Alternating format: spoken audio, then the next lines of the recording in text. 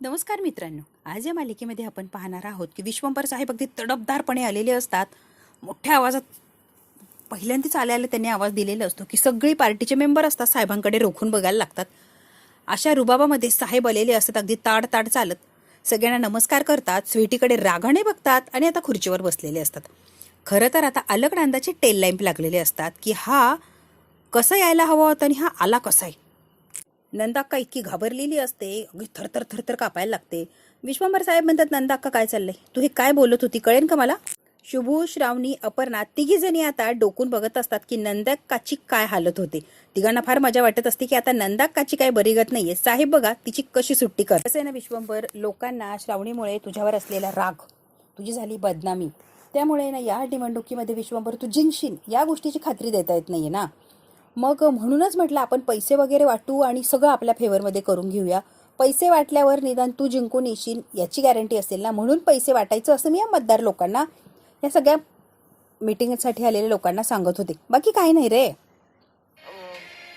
आणि ही निवडणूक तर आपल्याला जिंकायचीच आहे. मुळात आहे ना विश्वंभर, ही निवडणूक काही केली तरी आपल्याला जिंकायची आणि आपण निवडणूक जिंकणार म्हणजे जिंकणार, यात काही शंकाच नाही. का काय पर्याय सुचवती तू? आयुष्यात मी कधीच हरण्याला कशालाच घाबरलेलो नाहीये आणि आत्ता हरायला सांगतीस आणि हरायला नकोय मी असं भीती वाटायला लागली. आत्तापर्यंत कधी हरलोय कमी, कधी हार मानली आहे का ना? आत्ता कुठे काय. आता लगेच अपर्णाला, श्रावणीला, शुभूला छान असं समाधान वाटलेलं असतं की साहेब असं काही बोलत असतात. निवडणूक जिंकण्यापेक्षा ना नंदाक्का प्रामाणिकपणा जपणं माझ्यासाठी पहिल्यापासूनच महत्वाचं आहे.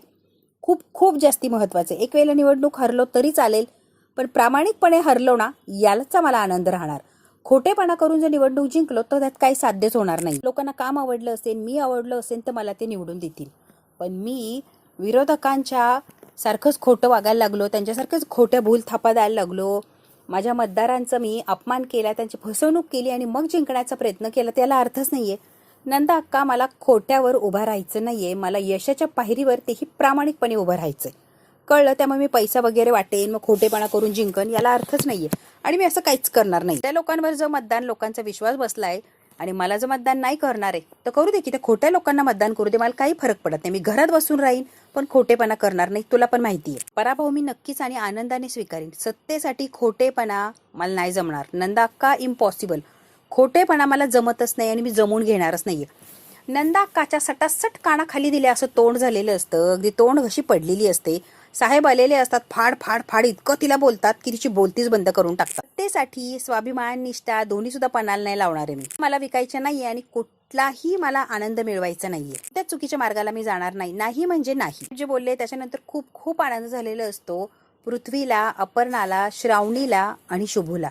नंदा अक्का मात्र तोंड घशी पडलेली असते. साहेब म्हणतात, कसं आहे ना, सगळ्यांनाच सांगतोय मी, सध्या तब्येत काय एवढी बरी नाहीये, नरम गरमच तब्येत आहे माझी, पण मी जेव्हा हळूहळू रिकवर तर होतोय, पूर्ण जेव्हा बरा होईल ना मी, तेव्हा मात्र आपण एक मोठी अशी फायनल मीटिंग नक्कीच करूया. अक्का आता विश्वंभरकडे रोखून बघत असते. मला कळतच नाहीये, इथे येऊन यांनी तमाशा घालायचा, वेडापिसा होऊन यायचं, तर हा एवढा टाईट फिट कट मध्ये आलाच कसा आणि हा बिथरल्यासारखा न वागता सगळं छान आणि व्यवस्थित कसं सगळं करतोय.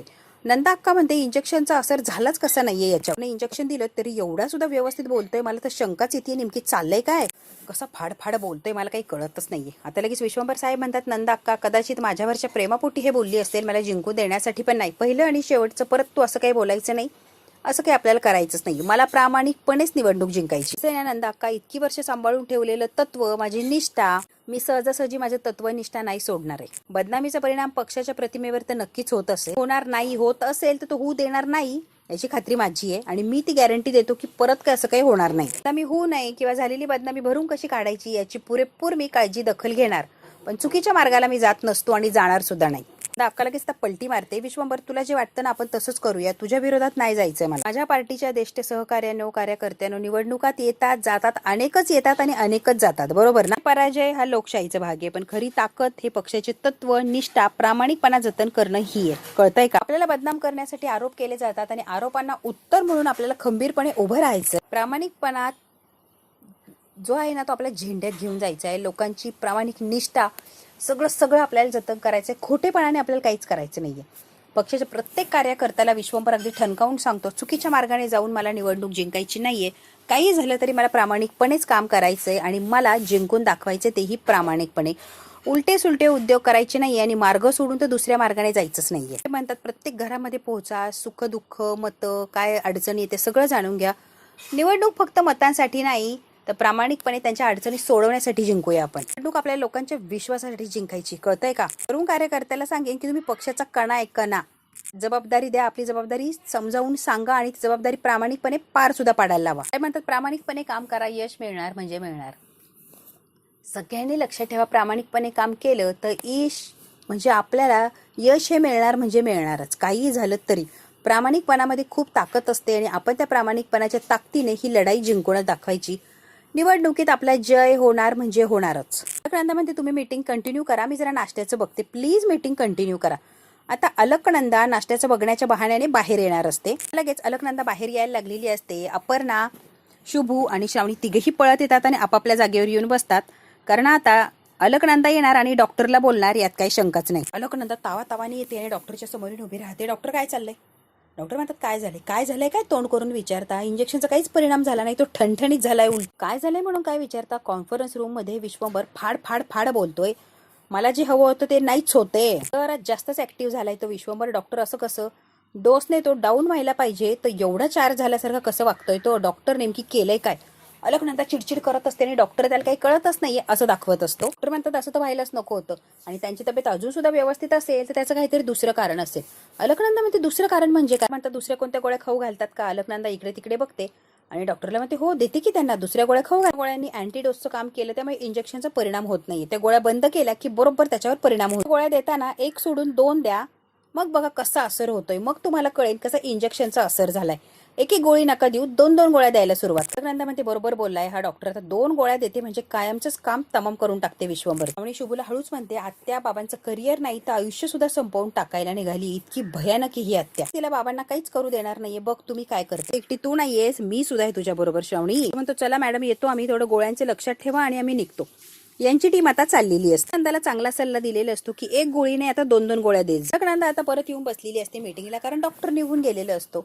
विश्वंभर साहेब म्हणतात आपल्याला आता गाफील राहून चालणार नाहीये, मन लावून काम करायचंय आणि प्रत्येक मतदारसंघात प्रत्येकाच्या घरोघरी जायचं आणि संदेश हा पोहोचलाच पाहिजे. कळतंय का? जे विश्वंभरचे कार्यकर्ते असतात ते म्हणतात हो साहेब तुम्हाला काय म्हणायचे आम्हाला कळालंय. आता मात्र अलकनंदा इकडे तिकडे बघते आणि गुपचूप येऊन बसलेली असते. मात्र साहेबांनी छान असं भाषण दिलेलं असतं, मीटिंग अशी छान रंगवलेली असते. अलकनंदा अगदी जबरदस्तीने टाळ्या वाजवण्याचा प्रयत्न करते. स्वीटी सुद्धा अगदी कसं तरी तोंड पडलेलं असतं आणि टाळ्या वाजवत असते. तिला माहितीये मीटिंग वगैरे झाली की साहेब माझ्याकडे वळणार आणि तू इथे कशी हा प्रश्न विचारणार. त्यामुळे स्वीटीच्या तोंडावर ऑलरेडी 12 वाजलेले असतात. साहेब आता बोलत असतात तेवढ्यात एक फोन येतो. साहेब म्हणतात कसं आहे ना, हा फार महत्वाचा फोन आहे आणि हा मला घ्यायलाच लागणार आहे. इथेच संपली, मी असं सांगतोय आजची मीटिंग संपली आहे, चला आता मला हा महत्वाचा फोन घ्यायचा आहे आणि अजून सुद्धा बरीच काम आहेत माझी. विश्वंभर साहेब पहिल्यासारखं अगदी तडफदारपणे काम करायला सुरुवात करतात. विश्वंभर साहेब आता फोन आलाय महत्वाचा म्हणून मीटिंग संपली असं जाहीर करतात आणि फोनवर बोलायला बाहेर निघून जातात. साहेबांच्या मागे आता पृथ्वी सुद्धा गेलेलो असतो. साहेबांचाच एक कार्यकर्ता म्हणतो कसं आहे ना अलकनंदा मॅडम, आमच्या डोळ्यांवर आणि कानांवर विश्वासच बसत नाहीये की विश्वंभर साहेब आजारी आहे. तुम्ही तर सांगितलं होतं की ते आजारी आहे, बेडवर झोपून आहे, पण बघितलंय ना डोळ्याने काय तडफदारपणे आणि काय दणक्यात त्याने भाषण दिलंय. 1 नंबर. खरंच अलकनंदा मॅडम काय साहेब बोलले. आता कार्यकर्ते जे असतात ते आता कौतुक करायला लागलेले असतात विश्वंभर साहेबांचं की दणक्यात भाषण दिलंय. त्याला हसायलाही येत नसतं, रडायलाही येत नसतं, अगदी अडचणीत सापडलेली असते. मी करू काय, या गोष्टीचा आनंद साजरा करू की विश्वंभरवर काही परिणामच झाला नाही याचं दुःख साजरं करू. तिला काही कळतच नसतं एक्झॅक्टली मी काय करू. ती अगदी स्मित हास्य करते आणि सगळ्या कार्यकर्त्यांकडे बघत असते. खरं तर मॅडम साहेबांची सुधारलेली तब्येत बघितली ना तर आम्हाला खूप खूप आनंद झालाय. अलकनंदा म्हणते हो ना. त्यातला एक कार्यकर्ता असतो तो म्हणतो कसं आहे ना, साहेब आज मीटिंगला आले नसते, त्यांच्या तब्येतीत सुधारणा जर दिसली नसती तर सगळा इलेक्शनचा भार मॅडम तुमच्या खांद्यावर देणार होतो. पण नशीब बघा ना, साहेब आले आणि तुमच्या खांद्यावरचं ओझं परत साहेबांच्या खांद्यावर गेलं. अलकनंदा म्हणते म्हणजे काय म्हणायचं, जरा स्पष्ट बोला ना. अहो मॅडम, गेल्या महिन्यात मॅडमच्या साहेबांचा ट्रॅक रेकॉर्ड बघता, खालवलेली तब्येत, त्यांचं बोलणं चालणं, त्यांची महिन्याभरातली कामं, हे सगळं बघता आम्ही असं ठरवलं होतं की साहेबांना सोडून तुम्हालाच तिकीट द्यायचं आणि तुम्हालाच उभं करायचं. आता मात्र अलकनंदाला झटका बसलेला असतो. आज जर विश्वंभर आला नसता इथे तर सगळं तिकीट पक्ष सगळं माझं झालं असतं. मंत्रीपद मला मिळालं असतं, निवडणूक मी जिंकली असती. हा विश्वंभर आलाच कसा इथे? टी हायकमांड कडून स्पष्ट आदेश आला होता की अलकनंदा मॅडमलाच तिकीट द्यायचंय. कार्यकर्ता म्हणतो साहेबांची तब्येत ठणठणीत आहे, त्यामुळे साहेबांकडे बघता आमचा निर्णय आम्हाला माघारी घ्यायला लागणार आणि सगळं काही व्यवस्थित पहिल्यासारखंच चालू राहणार. करता म्हणतो आता लगेच शेष्टींना मी फोन लावून सांगतो की साहेब निवडणुकीसाठी एक नंबर तयार झाले, तिकीट आपल्या साहेबांनाच द्यायचं. अलकनंदा अगदी पिसाळल्यासारखी झालेली असते. काय करावं आणि काय नाही अलकनंदाला काहीच सुचत नाही. आता मात्र अलकनंदाला झटकाच बसलेला असतो की आज जर विश्वंभर मीटिंग करत नव्हता तर तिकीट मला मिळत होतं.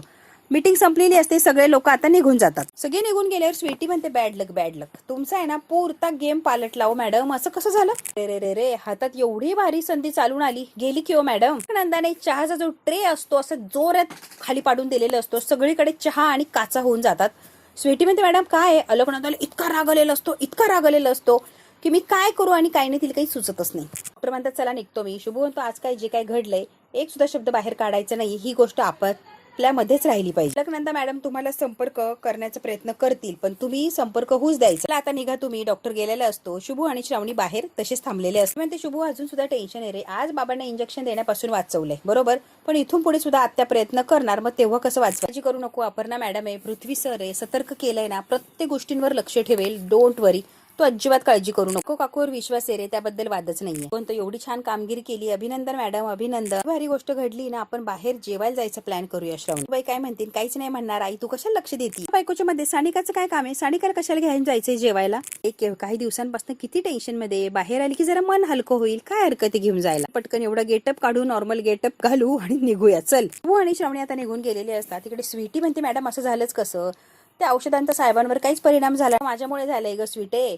डॉक्टरांना विश्वंभरला असं इंजेक्शन द्यायला लावलं होतं की तासाभरात त्याची अवस्था भैसाटल्यासारखी झाली असती. मग काय झालं? शुद्ध हरपली असती, वेड्या पिसासारखा करायला लागला असता. जी गोळी दिली ना त्याचा उलट परिणाम झाला, इंजेक्शनची तीव्रता कमी झाली ग. नंदा अगदी रडकुंडीला आलेली असते. ती गोळी त्याची तब्येत रोज हळूहळू बिघडावी म्हणून देत होते ना, तीच गोळी उलटा परिणाम केला. अलकनंदा बोलता बोलता सहज बोलून जाते आणि हे स्वीटीने ऐकलेलं असतं की साहेबांना रोज थोडं मारण्याचा प्रयत्न करते. अलक जोरात म्हणते काय मॅडम रोज साहेबांना मारण्याचा प्रयत्न करताय? ते म्हणते मॅडम काय बोलला तुम्ही? आता लगेच डोक्याला हात लावते. म्हणते जाऊ द्या चला आता मी जाते. विश्वंभर साहेबांनी बघितलं तर अजून वादळ व्हायचं, त्याच्यात मी पळून जाते. आता लवकर निघते तिथून. स्वीटी पळून चाललेली असते. विश्वंभर साहेब येतात आणि स्वीटीच्या समोर उभा राहतात. मग अशी पक्षाचे कार्यकर्ते होते म्हणून मी काही बोललो नाही. अंगी नसताना या घरात पाऊल ठेवायची हिंमत कशी झाली? मी काय विचारतोय तोंडातून शब्द फुटत नाहीये का? स्वीटी इतकी घाबरलेली असते आणि साहेब तर भयंकर चिडलेले असतात, संतापलेले असतात. स्वीटी खाली मान घालून निर्लज्जसारखी उभी असते आणि साहेब चिडलेले असतात. तिला म्हणतात मी जो प्रश्न केलाय ना त्याचं उत्तर दे. हिंमत कशी झाली त्याचं उत्तर दे. स्वीटीला कळतच नाही की मी आता साहेबांना काय उत्तर देऊ. नंदाक्का पुढे येते. अरे विश्वंभर मीच बोलवलंय तिला. नंदाक्का मी तिला काय सांगितलं होतं दिवशी आठवतंय का? तुझा भाऊ निर्दोष आहे याच्यासाठी मला DNA रिपोर्ट आणून दे, बरोबर ना? त्यानंतरच तोंड दाखव, नाही तर तोंड काळं कर. या बंगल्यात पाऊल ठेवायचं नाही, अगदी स्पष्ट तुझ्या समोर सांगितलं होतं, आठवतंय का? आता जोर जोरात तिला म्हणत असतात की रिपोर्टचं काय झालं. स्वीटी अगदी ततमम करायला लागलेली असते. तिला कळतच नाही की साहेबांच्या समोर आता काय उत्तर द्यायचं. अगदी गोंधळल्यासारखी होती. साहेब सारखं एकच शब्द विचारतात, ए रिपोर्टचं काय झालंय सांग की. लगेच अलकनंदा म्हणते विश्वंभर थांब ना जरा, शांत हो ना, मी सांगते ना काय झालंय, मी सांगते तुला. पोलिसांनी इंद्रनीलला अटक केलीये, आता रिपोर्टची गरजच नाहीये. अच्छा पोलिसांनी अटक केली होय. सानिकाच्या पोटात वाढणारं बाळ इंद्रनीलचंच होतं हे प्रूफ होतं याच्याने, बरोबर ना? नकार दिला होता की माझा भाऊ नाहीच तसा, माझ्या भावाचं ते बाळ नाहीच आहे, ती सानिकाच घाणेरडी आहे. काय काय काय काय बोलली. मग आता पोलिसांनी कशी अटक केली? काय गे म्हणतात खोटं का बोलली? बोल. साहेब इतके हायपर झालेले असतात. खोटं का बोलली स्वीटे? बोल पटकन. कुंडीला आलेली असते आणि साहेब तिला जाब विचारत असतात. खोटं बोलायला लाज नाही वाटली? स्वतःच्या भावाला पाठीशी घालते, एका निर्दोष पोरीला त्रास दिला, बदनाम केलं, जराही लाज वाटली नाही आणि स्वतःच्या भावाला मात्र पाठीशी घालत होती. तू माझी खोटं का बोलली ना त्याचं उत्तर हवंय मला, आत्ताच्या आत्ता उत्तर दे. ते अलकनंदा मध्येच बोलायला लागते. ऐक ना विश्वंभर, सानिकाच्या पोटातलं बाळ इंद्रनीलचंच आहे म्हणून तर पोलिसांनी करून जेलमध्ये टाकलंय, बरोबर ना? गोष्टीची हिला फार लाज वाटते रे. स्वतःच्या भावाने असं कृत्य केलं ना, फार लाज वाटते बिचारीला. आता काय करायचं? भावाने ते कृत्य केलं त्यामध्ये हिचा काय दोष आहे? तूच सांगच मला. दोष नाही मग कुणाचा दोष आहे? भावाला हिनेच पाठीशी घातलं ना, आणि तोंड वर करून म्हणते की हिचा दोष नाहीये, हिचा दोष आहे, हिला शिक्षा दिली पाहिजे. इंद्रनीलची बहीण आहे. इंद्रनीलने सानिकाला गर्भवती केलंय, हिने इंद्रनीलला पाठीशी घातले आणि सानिकाची बदनामी केली आहे, बरोबर ना? त्यात महत्वाचं हिला सगळं माहिती होतं तरी सुद्धा एवढी मोठी गोष्ट माझ्यापासून लपून ठेवली. का लपून ठेवली? म्हणतेस नंदा अक्का हिचा दोष नाहीये, हिने काहीच केलेलं नाहीये. असं कसं बोलणं तुझी? हिने गोष्ट लपून ठेवली कारण हिला माहितीच नव्हतं इंद्रनीलचं आणि ते काय चाललंय म्हणून. हिला जर माहिती असतं तर हिने लगेच तुला सांगितलं असतं की नाही. आणि खरं सांगू का विश्वंभर, मला असं वाटायला लागलंय की ती सानिकाच तशी पोरगी आणि तो इंद्रनील तसा आहे. या विचारायला काय माहित नाही, काय नाही, दोष नाही, काय नाही. आणि तू हिला दोष का देतोय रे? इंद्रनीली आणि सानिकाने काय केले त्यांचं त्यांना माहिती ना. आता पृथ्वीला इतका राग आलेला असतो की ही अलकनंदा किती किती कारस्थानं करते आणि कसं या दादाला वेड्यात काढते. तिची संमती असल्याशिवाय सहसा अशा गोष्टी घडत नाही, एवढं तर कळतंय ना तुला. नंदा म्हणते जे काय असेल ते असेल, जाऊ दे, हिला नोकरीची गरज आहे, नोकरीवर ठेवूया आपण प्लीज तिला. आता लगेच स्वीटी हात वगैरे जोडते, होय साहेब मला फार गरज आहे कामाची. नंदा अक्का तू एवढा फोर्स करते म्हणून हिला कामावर ठेवतं, हिला गरज वगैरे काय काय बोलती तू. पण हिच्यामुळे किंवा या घाणेरड्या गोष्टीमुळे माझी बदनामी झाली तर त्या क्षणाला हिला कामावरून काढून टाके ना, तोंड तिकडंच काळं करायचं, परत कामावर यायचं नाही. ती म्हणते मान्य आहे, तुमची जर बदनामी माझ्यामुळे होत असेल तर कामावर मी यायचं बंद करून टाक. आता शोभी स्वयंपाक बनवत असते आणि अगदी वैतागलेली असते. अण्णा म्हणतात ए शोभे, तुम्ही पापड बिपड भाजले की नाही? पापड भाजले, अख्खं जेवण बनवले, आज काय मेजवानीचे, एक नंबर स्वयंपाक बनवलाय अण्णा. काही बनवायचंय का? बासुंदी बिसुंदी करत बसू का? नाही सांगा ना तुम्ही. हसत असतात शोभे, घरच्या लोकांच्यासाठी जेवण बनवलं, त्यात एवढी चिडचिड करण्यासारखं काय? आनंद व्हायला हवा. आता लगेच शोभीच्या नवऱ्याचा फोन आलेला असतो, आम्ही यायलोय जेवायला. शोभी म्हणते यायले, या या या, तुमच्यासाठी स्पेशल जेवण बनवले. अशी मकडते आता नवरा जेवायला यायचाय म्हणल्यावर. शोभी फार खुश झालेली असते. तेवढ्यात काय लगेच शुभू आणि श्रावणी आलेले असतात. आलेत का? आले. शोभी म्हणते कुठे गेलते? अण्णा आता डोळ्याने खुणवतात आणि रिलॅक्स व्हा असं सांगतात. शोभीची काय बडबड सुरूच झाली, कामं मला करायला लागली. तुम्ही कुठे गेले होते? श्रावणी म्हणते मी बाहेर फिरायला नव्हते गेले, फार महत्वाचं काम होतं. काम सोडून एवढं महत्वाचं काम होतं का? आता आई सुद्धा बोलायला लागते. सॉरी या, शुभूसाठी एका माणसाला भेटायचं होतं ना कामाच्या निमित्तानं, म्हणून गेलो होतो, फार महत्वाचं होतं. म्हणता शुभू महत्वाचं काम होतं, विषय संपला, कुणीच विषय वाढवायचा. म्हणतात हातपाय धुवा, आपण जेवायला बसूया. सगळे हातपाय धुवायला जातात की शोभी येते आणि आईच्या कानात भुनभुन करते, तुझ्या तोंडावर खोटं बोलली, तुझ्या तोंडावर. बघितलं ना? म्हणते तू चांगला खडसावून जाब विचार. आतमध्ये निघून जाते, शोभीकडे लक्षच देत नाही. मी म्हणते या श्रावणीला अशी काही शिक्षा द्यायला लावते ना आईला की शोभी नाव लावणार नाही. नंदाला इकडे कळतच नसतं, अगदी बधीर झालेली असते की विश्वंभर मध्ये एवढी प्रगती कशी झाली, एवढा चांगला तो वागायलाच कसा लागला. अलकनंदाला आता धक्का बसतो. त्यासारखे एकदम व्यवस्थित साहेब झालेले असतात आणि हे अलकनंदाला सहनच होत नाही. नंदा म्हणते एक सोडून 2 गोळ्या दिल्या तरी याला कसं काही झालं नाही. अलकनंदा आता विचारच करत थांबलेली असते. पक्षाचे लोक वगैरे असतात, फाईल वगैरे दाखवतात, सह्या घेतात, छान असं काम चाललेलं असतं. नंदा म्हणते हा तर पहिल्यासारखं काम करतोय, डॉक्टरने मला फसवलं तर नसेल ना. अलकनंदा आता विचार करत अगदी चक्कर बसायची वेळ आलेली असते की साहेब एवढे चांगले झालेच कसे. बघू आता अलकनंदा यानंतर काय आणि कशी कारस्थान करते साहेबांच्या विरोधात. हा भाग तर इथे संपतो. पुढच्या भागात काय होणार आपण अगदी थोडक्यात बघूया. शुभू आणि श्रावणी कपडे वगैरे चेंज करतात आणि आता जेवायला जायचं असतं. तोपर्यंत पाऊस येतो आणि रोमॅन्टिक मुवमेंट अशी तयार झालेली असते. शुभू आणि श्रावणी छान असे एकमेकांच्या जवळ असतात, डान्स करत असतात. रोमॅन्टिक सीन त्यांचा बाहेर अंगणात चाललेला असतो.